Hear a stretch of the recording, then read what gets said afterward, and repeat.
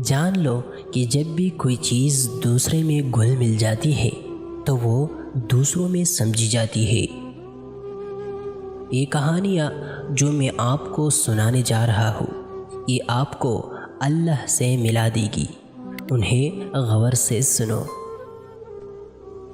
اگر آپ اتحاد پر قائم ہیں تو آپ حق کے ساتھ ہیں۔ میں محبت کے مذہب پر یقین رکھتا ہوں کیونکہ محبت میرا مذہب اور میرا ایمان ہے۔ ہر پرندہ اپنی نوعیت کے ساتھ اڑتا ہے، عقاب کے ساتھ عقاب اور کوے کے ساتھ کوا۔ آنکھ اس کے سوا کچھ نہیں جانتی ہے، صرف وہی جانا جاتا ہے، ہم اسی کے ہیں اور اسی کے وسیلے سے ہم موجود ہیں۔ اپنے روح کو شک سے پاک کرو، میں وجود کے علاوہ کوئی اور نہیں ہوں۔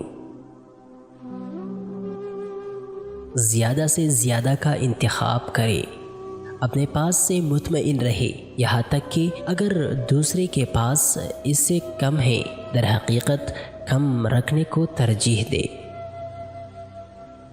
اندھیرے میں کامیابی کے اصول تک راستے کی تلاش کی کوشش میں رہنا اور اس ذات پر یقین رکھنا ہی نشانی ہے مومن کی۔ اللہ پر گمان نہیں، یقین رکھو، تمہیں بہتر نہیں بہترین ملے گا۔ حضرت علی رضی اللہ عنہ نے حضرت محمد صلی اللہ علیہ وسلم سے پوچھا، میں کون سا ایسا اقدام کروں کہ جو سراسر کھویا ہوا اور بیکار نہ ہو؟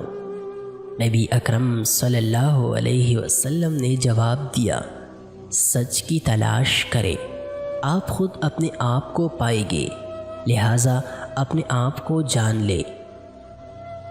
ایک بات یاد رکھنا، اپنا راز اپنے سینے میں قید رکھو گے تو خود بھی چین سے رہو گے اور تمہارا راز بھی محفوظ رہے گا۔